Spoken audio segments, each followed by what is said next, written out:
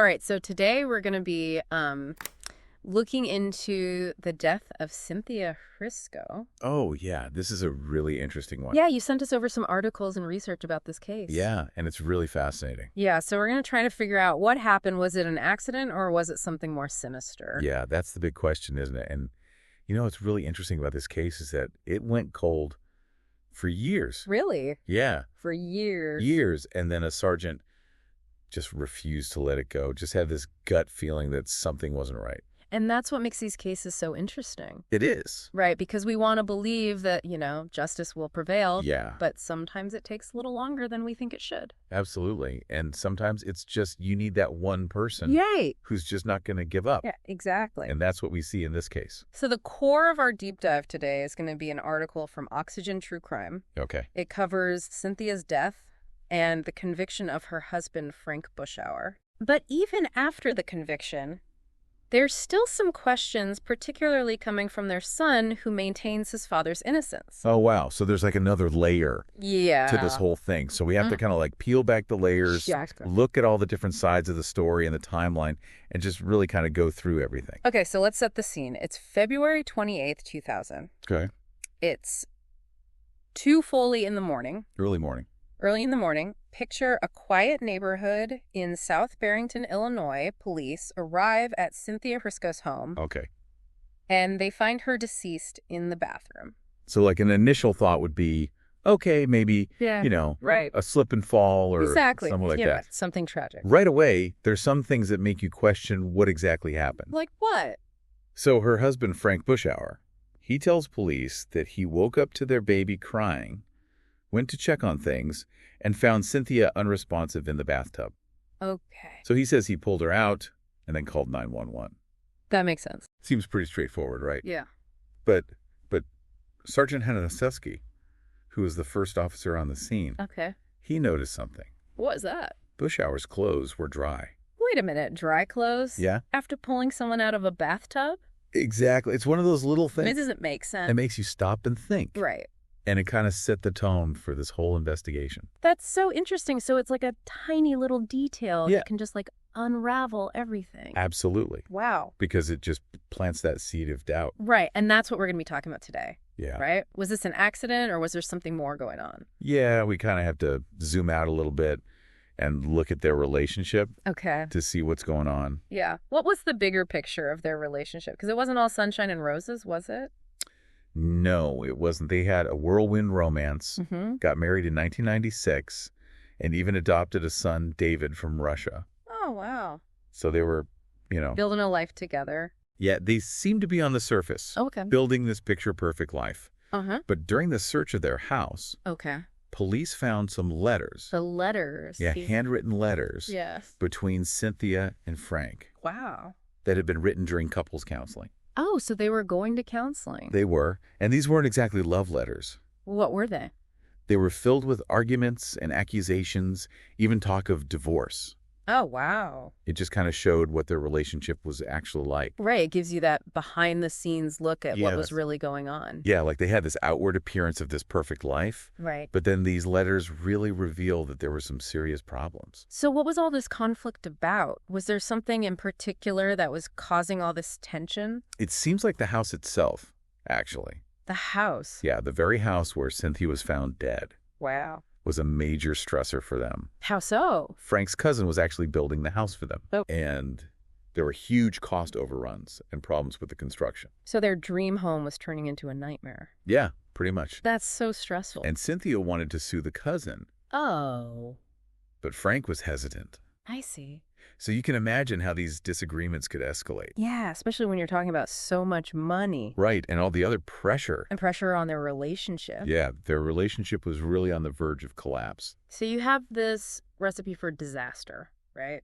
You do? Strained marriage. Yep. Financial pressure. Yep. Resentment. Absolutely. It's like a very tense atmosphere. And even with all these red flags, the initial police investigation didn't have enough to go on. So they were suspicious, but they didn't have enough to Right. to really pursue it further. Yeah. And the autopsy results didn't make things any clearer. Oh, really? Yeah, so they found fresh scrapes on her body. What, like on her arms or Yeah, like on her knee, her knuckles, and even her nose. nose? Yeah, and there was hemorrhage in her neck. But if she drowned, how do those injuries make sense? That's the thing. They couldn't explain them at the time. So drowning was the official cause of death. Okay. But the manner of death, whether it was an accident, homicide, or suicide, Right. was left undetermined. Undetermined, so they didn't know. They didn't know. Okay. And the case went cold. Wow. So despite all these like red flags and these strange details, the case just went cold. Yeah. But even after 10 years, Sergeant Haniszewski, he couldn't let it go. Really? He kept thinking about it. Yeah. Something just didn't sit right with him. It makes you wonder what it is about these cases. I know. That these investigators, Yeah. they just can't let them go. That one little thing that just keeps him up at night. Right. So in 2010, he requested to reopen the case. Okay, so what happened when they reopened the case? Well, they did something pretty unusual. They got permission from the new homeowners to recreate the scene of Cynthia's death. Really? They recreated the scene? They did, and they used the original bathtub. No way. Yeah. The original bathtub. It's crazy, right? That's fascinating. Why was that so important? Well, they brought in water death experts Okay. to see if Buschauer's story was even plausible. Right.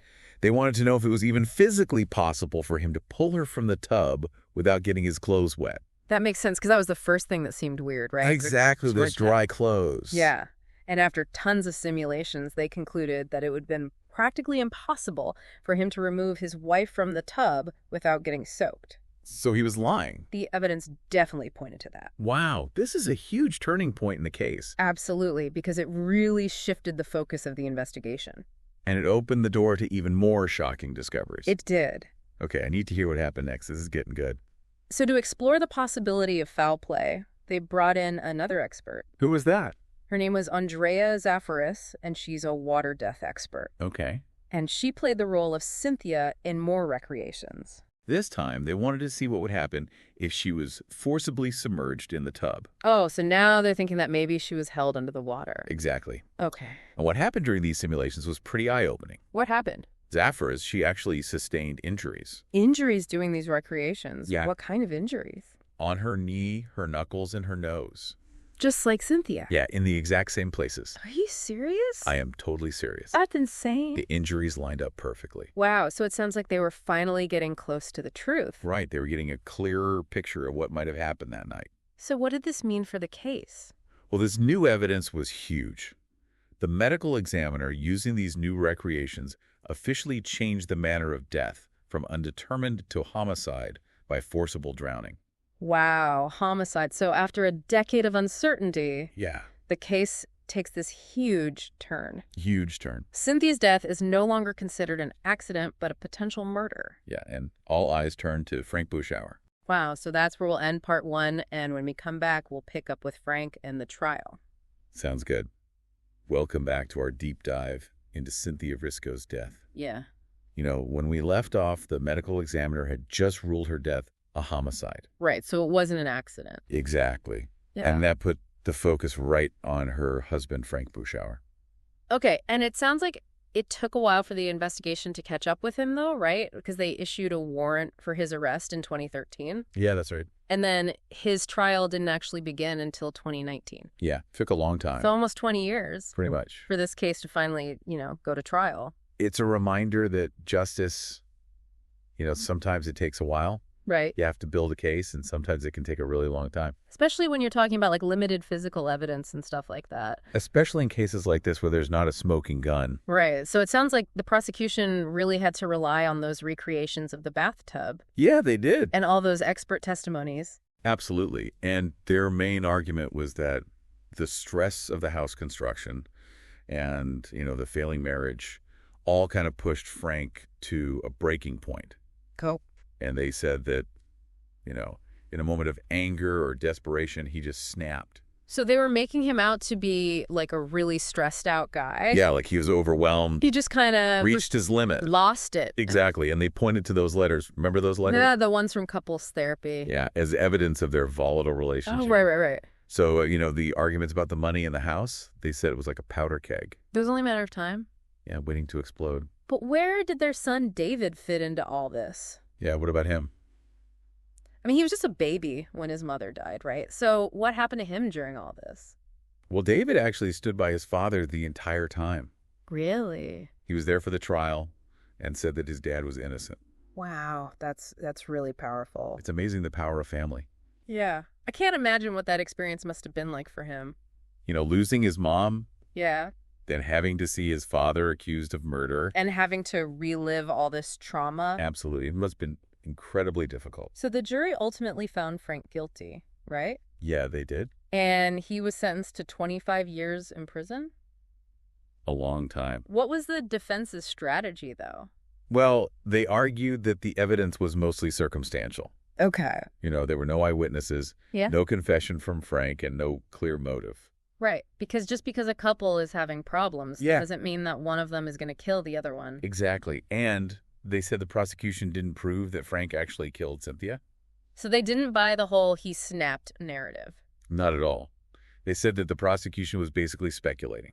So the jury had to decide, did they believe the circumstantial evidence or did they think that Frank was innocent? Right. And they also pointed out that Frank cooperated with the police. Oh, right from the very beginning. From the very beginning, he talked to them and always said he was innocent. Which is interesting because if he was guilty... You'd think he would have lawyered up right away. Yeah, exactly. Or tried to run away or something. Right. So it sounds like the defense was really trying to poke holes Yeah. in the prosecution's story. They wanted the jury to question everything. Wow. So even though he was found guilty, Yeah. there are still a lot of questions about what actually happened that night. Definitely. And it just shows how complicated these cases can be. Absolutely. There's always more than meets the eye. So how did Frank react to the verdict? Well, he actually maintained his innocence.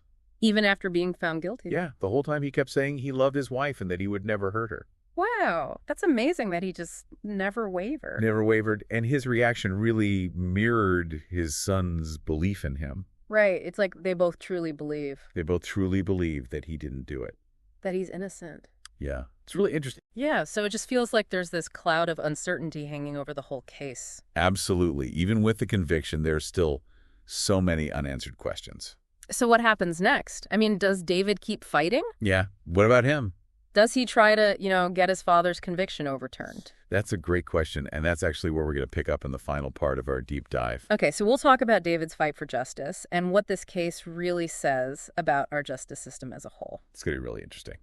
Okay, so we're back, and now we're going to really focus on David Buschauer, Yeah. Who has just always insisted that his father is innocent. Right. Even after the guilty verdict. Yeah. It really speaks to the power of family and, loyalty in the face of, these really difficult situations. Yeah. I mean, imagine the emotional toll that this must have taken on David. Oh, absolutely. I mean, losing his mother at such a young age, and then all these years later, having to deal with the fact that, his father has been convicted of her murder. And having to relive all of that trauma. Exactly. Yeah, it must be so difficult for him. So what's he been doing to try to overturn this conviction? I mean, what steps has he taken? What's his strategy? Well, he's been actively trying to appeal, working really hard to challenge the verdict and present new evidence Okay. that could maybe exonerate his father. But appealing a conviction is tough, right? Oh, it's really tough. It's not easy at all. It's a very long process.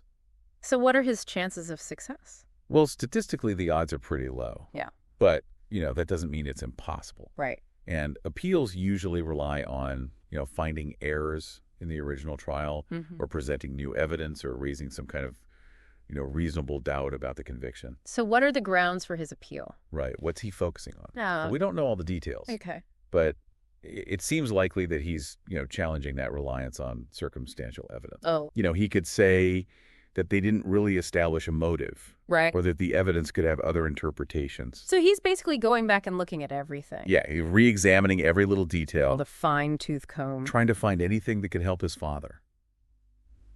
It's amazing to see that level of dedication. It is. It really speaks volumes about his character. Absolutely. I mean, this is so much more than just legal technicalities. Yeah. This is about a son's love for his father and his belief that, Yeah. the justice system got it wrong. And his determination to make things right. Yeah. And it raises a lot of questions about the justice system.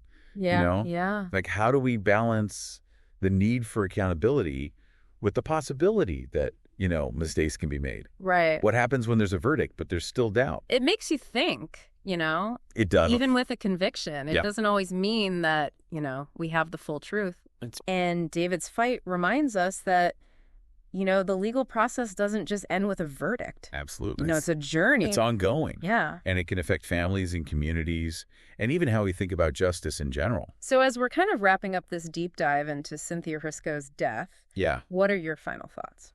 What stands out to you? Yeah. For me, I think it's a really powerful reminder that everyone has a different perspective. Right. Each person, in this case, the investigators, the experts, Frank, David, Yeah. they all saw things through their own lens. And it makes you realize that even in what seems like a straightforward case, Yeah, there can be so many layers and so much ambiguity. absolutely. There are always going to be unanswered questions. Yeah, and sometimes even with a verdict, we may never know the full truth. And it's just so sad to think about the impact that this has had. Oh, yeah. Not just on David, but on everyone involved. I mean, he lost his mother, Yeah. and then to have his father convicted. It's just heartbreaking. Yeah, it's a lot to carry.